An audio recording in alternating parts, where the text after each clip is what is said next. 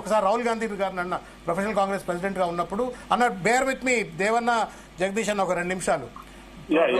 రాహుల్ గాంధీ గారు professional Congress the all India professional Congress president the secretaries the meeting పిలిచినారు. నేను అప్పుడు తెలంగాణ, శశి థరూర్ గారు ఆల్ ఇండియా ప్రెసిడెంట్, నేను తెలంగాణ ప్రెసిడెంట్ ఉన్నా.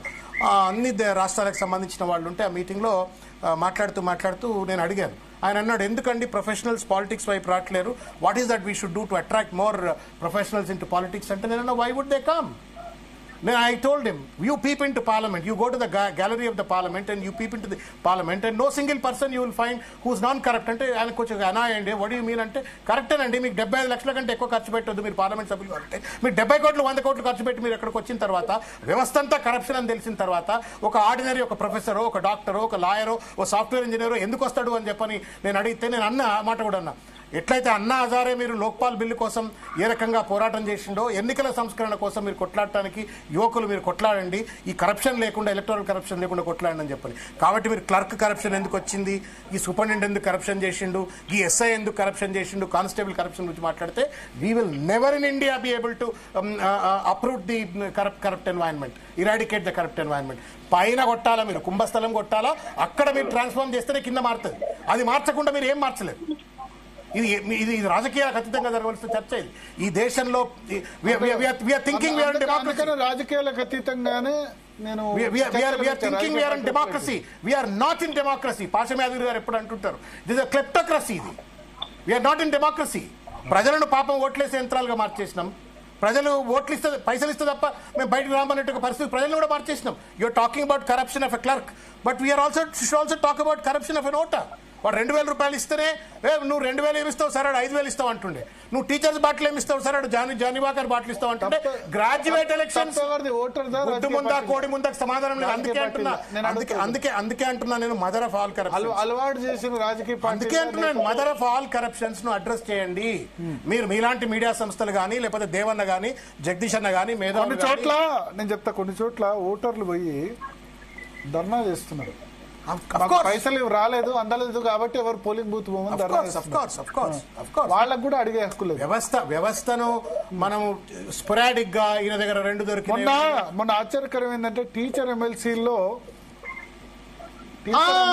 టీచర్ ఎమ్మెల్సీలు, గ్రాడ్యుయేట్ ఎమ్మెల్సీలలో నువ్వు డబ్బులు తీసుకొని ఓట్లు వేస్తావని అంటే కామన్ పబ్లిక్ ఎంత దుర్మార్గంగా వచ్చిందంటే ఎలక్షన్ వ్యవస్థ. కామన్ పబ్లిక్ పెద్ద పెద్ద అపార్ట్మెంట్లు ఉంటాయి.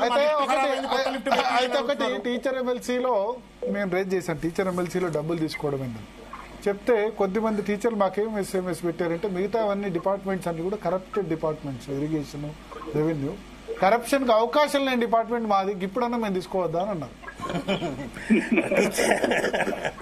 Irrigation, registration, revenue, stamps, police, ఇవన్నీ కూడా కరప్షన్. టీచర్లకు ఎవరు లంచం ఇవ్వాలి, ఇచ్చుడు లంచం లేదు, మేమే జేబులోంచి ఖర్చు పెడతాం ఇంకా పిల్లలకు. మాకు ఇప్పుడన్నా మేము తీసుకోకపోతే ఎట్లా అని నాకు మెసేజ్ పెట్టారు. అటు నాకు ఎవరు ఇచ్చారంటే, నిజంగా పాపం కరప్షన్ లెస్, కరప్ట్ లేని డిపార్ట్మెంట్ దొరికింది కదా అని చెప్పి వీళ్ళు మందు బాటిల్లో లేకపోతే 5,000 10,000 తీసుకున్నారు. కానీ రిప్రజెంటేటివ్ కదా, వాళ్ళ టీచర్ల సమస్యల గురించి వాళ్ళు కొట్లాడలేరు. అది కూడా కార్పొరేట్ అయిపోయింది. ఇంతకాలం ఓన్లీ టీచర్లకు, గ్రాడ్యుయేట్లకు మాత్రమే ఎమ్మెల్సీ స్పెసిఫిక్ గా ఎందుకు పెట్టిందంటే వాళ్ళు మేధావులు అని చెప్పి, అక్కడ కూడా కార్పొరేటీకరణ చేసేసారు, స్కోప్ ఇచ్చారు. వాళ్ళ టీచర్ల సమస్య గురించి ఏం మాట్లాడతారు? ఇప్పుడు మొన్న చైతన్య నారాయణ గురించి మాట్లాడతారు కాదు. ఇప్పుడు మొన్న నేను చెప్తా, ప్రభుత్వ ఉద్యోగుల డిఏ గురించి వచ్చింది. ఆ టీచర్ ఎమ్మెల్సీలు కానీ, లేకపోతే ఆ గ్రాడ్యుయేట్ ఎమ్మెల్సీలు ఏమైనా మాట్లాడారా? గెలిచిన వాళ్ళు మాట్లాడారా? రిటైర్మెంట్ ఏజ్ 62, 63 అన్నారు. ఆ గ్రాడ్యుయేట్ ఎమ్మెల్సీలు మాట్లాడారా? మొన్న గెలిచిన వాళ్ళు మాట్లాడలే కదా, మరేం లాభం కదా. గ్రాడ్యుయేట్ పైసలు తీసుకున్నారు కదా, ఇదే ఉంటుంది. డిఏల గురించి మాట్లాడారా? ఇదే మళ్ళా ఎంప్లాయీస్ యూనియన్స్ మాట్లాడే తప్ప ఆ టీచర్ ఎమ్మెల్సీలు వాళ్ళు మాట్లాడినట్టు నాకు అనిపించలేదు. గ్రాడ్యుయేట్ ఎమ్మెల్సీ స్టేట్మెంట్ కూడా ఎక్కడ చూడలేదు నేను, మా ప్రభుత్వ ఉద్యోగులకు ఇవ్వాలని చెప్పి. సో అంటే మన ప్రభుత్వ ఉద్యోగుల్లో 50% టీచర్స్ ఉన్నారు దాదాపు. నేను ఒక టీచర్, రిటైర్డ్ టీచర్ కొడుకునే. బట్ ఏంటంటే, ఇప్పుడు కొన్ని కరప్షన్ డిపార్ట్మెంట్ చూసి వాళ్ళు కూడా అరే ఆ డిపార్ట్మెంట్ అయితే బాగుండు అనే పరిస్థితి ఉంది. పోలీసుల్లో కూడా సివిల్ పోలీస్ అయితే బాగుంటుంది, ఎందుకంటే ఏఆర్ గ్రేవెంట్స్ అయితే మాకు రూపాయి కూడా దొరకదు. 30% అడిషనల్ అలవెన్స్ ఏదో వస్తుంది యార్. సో ఒకరిని చూసి ఒకళ్ళు ఇన్ఫ్లుయెన్స్ అవుతున్నారు కదా. సో అందుకని నేను చెప్తున్నా ఇక్కడ ఏమంటారు కాళేశ్వరం కమిషన్ అంటే కాళేశ్వరం నీళ్ళు అక్కడ చేరినట్టు కాళేశ్వరం కమిషన్ ప్రజలకు కూడా జరిగింది. ప్రజలు కూడా భాగస్వాములు. కాళేశ్వరంలో అవినీతి జరిగిందంటే కాళేశ్వరం పైసలే కదా హుజురాబాద్ లో దుబ్బాకలో లేకపోతే మొన్న ఎలక్షన్ లో ఖర్చు పెట్టింది. అదే ఆ ఇంజనీరింగ్ సంస్థనే బీజేపీకి ఇచ్చింది ఎలక్ట్రల్ బాండ్స్. అదే ఇంజనీరింగ్ సంస్థ కాంగ్రెస్ పార్టీ జాతీయ ఆఫీస్ నేషనల్ ఆఫీస్ కట్టించిందట. తర్వాత అదే సంస్థ బీఆర్ఎస్ ఇచ్చింది. మన భరత్ గారు